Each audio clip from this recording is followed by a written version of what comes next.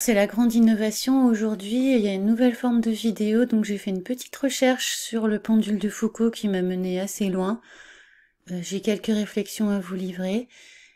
Vous verrez cette recherche que j'ai effectuée, mais si ça vous saoule et que vous voulez aller directement à la conclusion, je vous mettrai à quel moment de la vidéo il faut aller dans la description en dessous. Bienvenue, et c'est parti. Voilà, vous avez remarqué que j'ai mis ma tête aujourd'hui parce que, je sais pas, je me suis dit que c'est mieux comme ça, c'est plus sympa. Je préfère qu'on me voit pas, mais bon. Alors, le pendule de Foucault. Oui, là j'ai mis directement le roman d'Umberto Eco. Mais ce roman, on y reviendra, il fait référence à une expérience scientifique. Pendule de Foucault. C'est une expérience qui est assez importante puisque à ce jour, c'est la seule, à ma connaissance, qui prouve le fait que la Terre est une rotation sur elle-même. Donc il y a une autre expérience qui a tenté de démontrer la même chose, puisqu'on a considéré que cette expérience du pendule de Foucault n'était pas tout à fait concluante. Donc il s'agit de l'expérience de Michelson-Morley, dont nous parlerons peut-être un jour, mais qui demanderait en fait du temps pour que je comprenne la chose suffisamment en profondeur pour en parler, pour savoir en parler simplement. Et il faut encore que j'étudie un peu cette expérience au dispositif compliqué. Revenons au pendule de Foucault. Il s'agit de Léon Foucault, et non pas Jean-Pierre Foucault, ou Michel Foucault. Bon, je pense qu'il n'est pas utile que je vous fasse la biographie de Léon Foucault, vous pouvez la lire tout seul. Bon, alors vous savez ce qu'est un pendule, je vais pas chercher la définition exacte, mais en gros, c'est une masse suspendue à un fil et qui oscille. C'est un outil qui habituellement est utilisé en radiesthésie, c'est-à-dire qui a un usage magique si on veut. J'y reviendrai. Donc là, on voit un peu ce qui se passe, le phénomène dans l'expérience, c'est-à-dire qu'on on donne une impulsion, on donne un mouvement à ce pendule qui est le même que celui-là, mais dans des dimensions beaucoup plus importantes. Et on voit que le pendule se décale, enfin, c'est-à-dire que plutôt que de rester tout droit, il se met à tourner, vous voyez, dans toutes les directions. Alors, ce qu'on appelle les radiesthésistes, ceux qui utilisent ce genre d'instrument, rapportent en fait ce phénomène d'oscillation simplement au magnétisme terrestre ou autre. Je connais pas tout à fait, je sais pas dans le détail en fait quelles sont les explications données, mais je suis tombée sur cet article de 1956. Donc là, c'est un article de Science et Vie qui existait déjà, où on nous dit qu'un des plus éminents physiciens français, Yves Rocard, professeur à la faculté des sciences de Paris, directeur de laboratoire de physique de l'école normale supérieure, a repris le problème à zéro, et sa conclusion est formelle, oui, la radiesthésie est vraie. Ou du moins il y a quelque chose, une réalité physique précise, explicable, mesurable, qui permet à la radiesthésie désormais de se ranger le front haut parmi les disciplines sérieuses.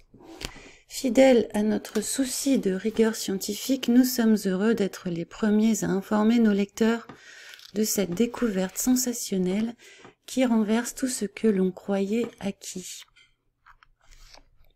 Alors, qui est cet Yves Rocard tout à coup renverse la table en expliquant en 1956 que la radiesthésie, c'est une discipline tout à fait scientifique.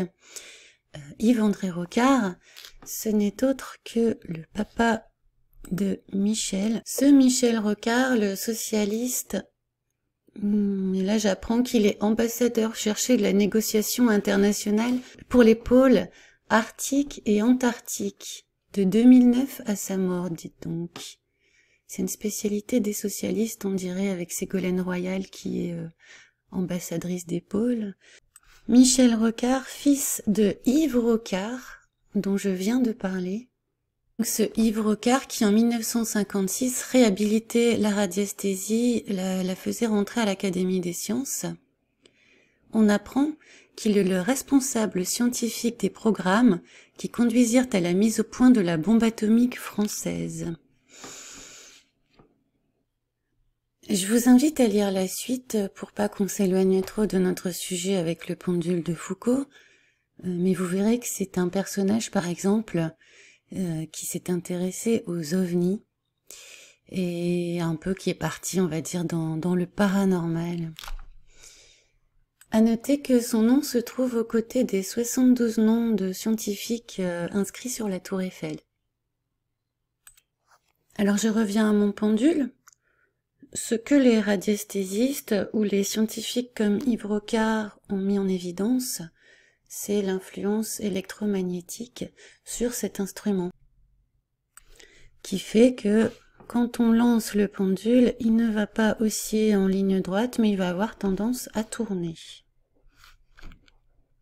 Alors vous allez me dire, quel rapport avec la rotation de la Terre? Effectivement, comment cet instrument pourrait-il prouver que la Terre a une rotation sur elle-même?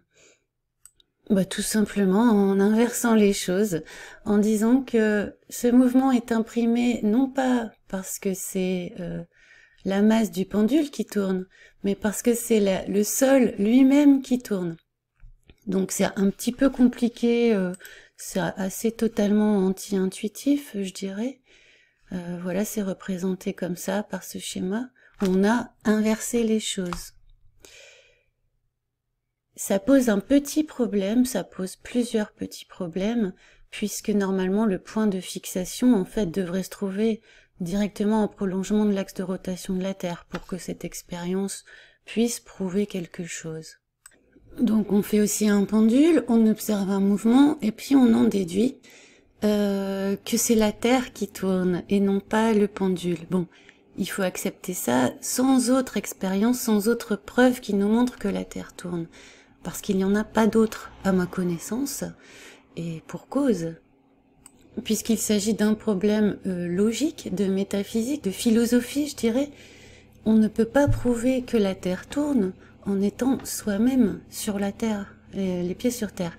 Il faudrait se trouver à l'extérieur de la Terre pour pouvoir montrer que la Terre tourne et avoir un point fixe, c'est-à-dire être le référentiel fixe dont parle Poincaré et Henri Poincaré au début du XXe siècle et qui fait scandale à l'époque quand il déclare que de dire la Terre tourne, ça n'a aucun sens puisqu'aucune expérience ne permettra de la vérifier puisqu'une telle expérience ne pourrait être ni réalisée ni rêvée par le Jules Verne le plus hardi, mais ne peut être conçue sans contradiction, ainsi que je viens de le dire.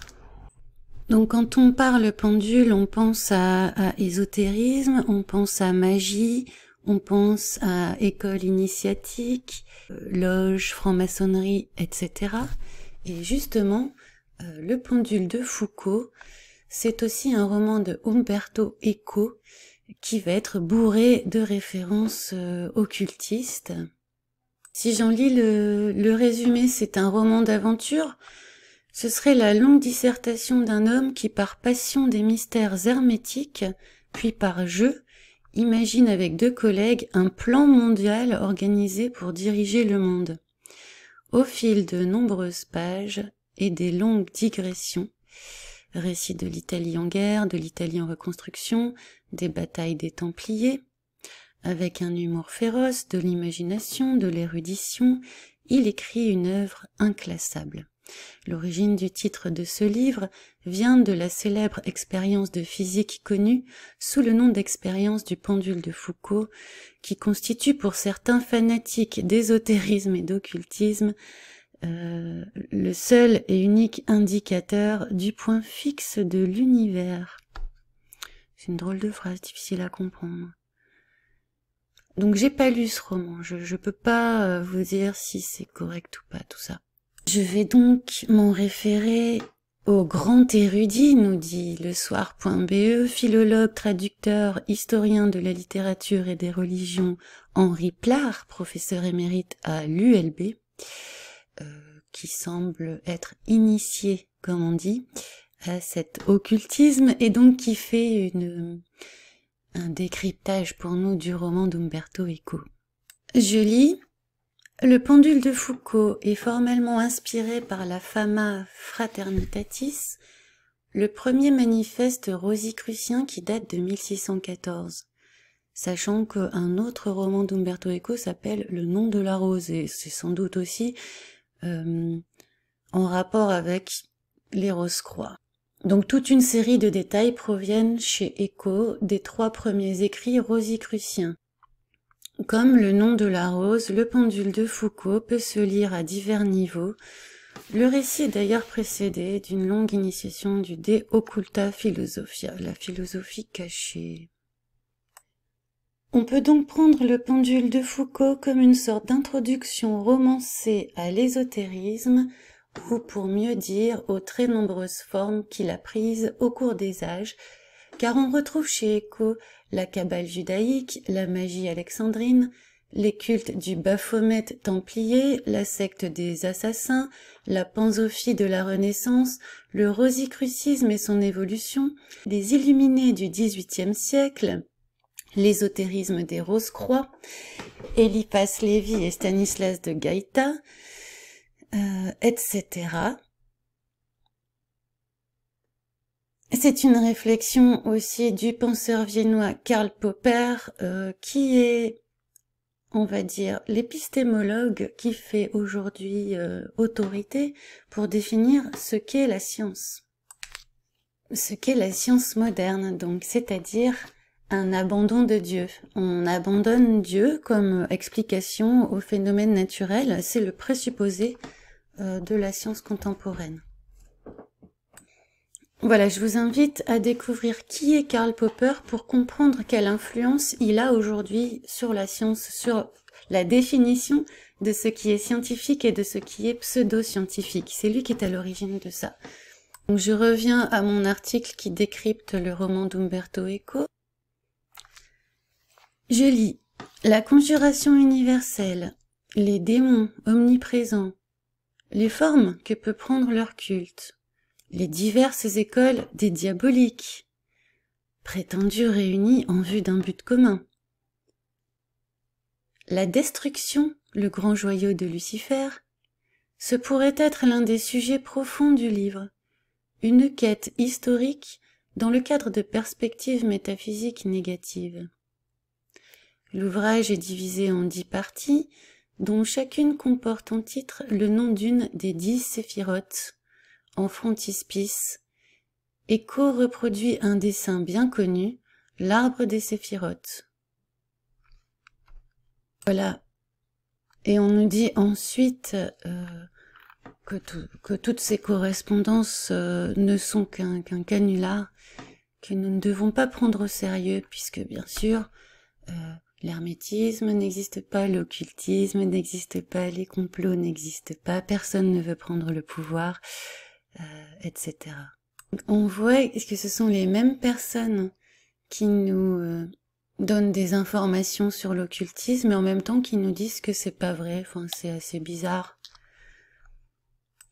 Umberto Eco déplie sur 600 pages la théorie du complot universel, étendue sur tous les siècles et tous les pays, inspirant une société de diaboliques sous des noms divers, templiers, alchimistes, Rose-Croix, illuminés de Bavière, francs-maçons, martinésistes, néo-templiers, etc. Mais tout cela, apparemment, on ne doit pas y croire.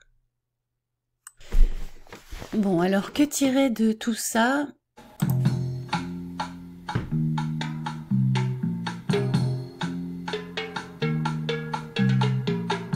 Bon, je vous fais une petite récap sur ce qu'on s'est dit. On a vu que le pendule de Foucault, ça ressemblait très fort à un instrument de radiesthésiste pour détecter de l'électromagnétisme, on va dire, pour être large.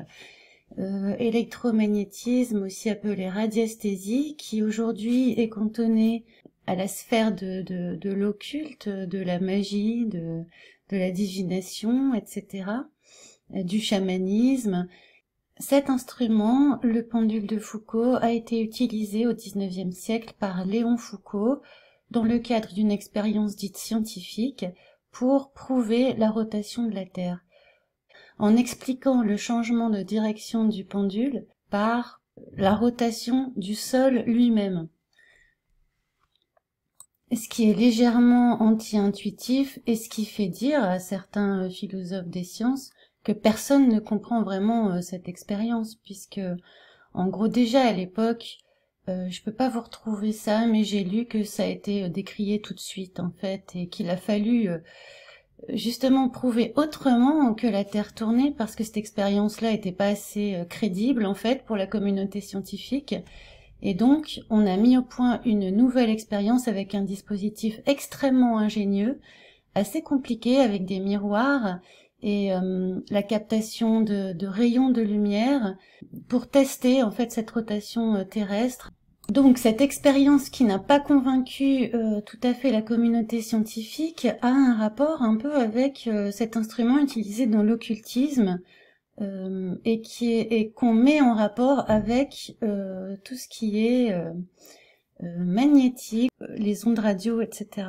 Il faut savoir aussi, parenthèse, que les télescopes sont des radiotélescopes. On a vu le rapport qu'il y avait avec Yves Rocard, le père de Michel Rocard, le politicien. Yves Rocard, donc, qui a fait des travaux notamment sur l'aspect ondulatoire de la lumière, les ondes. D'après lui, le magnétisme, la radiesthésie, ce n'est pas du domaine de la magie, c'est du domaine de la science pour lui. Donc il a réhabilité la radiesthésie. On en a trace dans un article de Science et Vie de 1956, je crois. Et depuis, on voit aujourd'hui que tout cet aspect-là est un peu relégué au rang de non-scientifique de nos jours. Alors c'est un sujet très intéressant de savoir si quelque chose est scientifique ou ne l'est pas.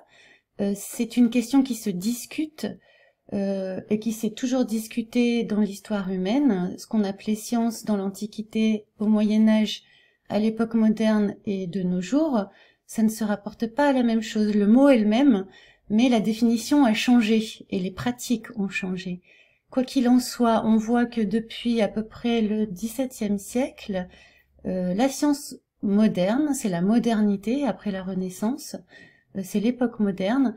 Cette science moderne va commencer à prendre un tournant pour rejeter l'idée d'un créateur comme explication des phénomènes naturels, alors que jusque-là, on se mettait sous l'autorité du créateur pour étudier la création, si on veut.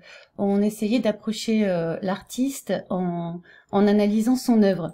À partir de la science moderne, on va petit à petit s'interdire de se donner pour explication l'existence de Dieu, mais ça va se faire vraiment par paliers, très doucement, puisqu'on voit quand on lit Galilée qu'il n'a pas du tout pris ses distances avec Dieu, et même pas avec la Bible, et qu'il se réclame comme fidèle à la Bible.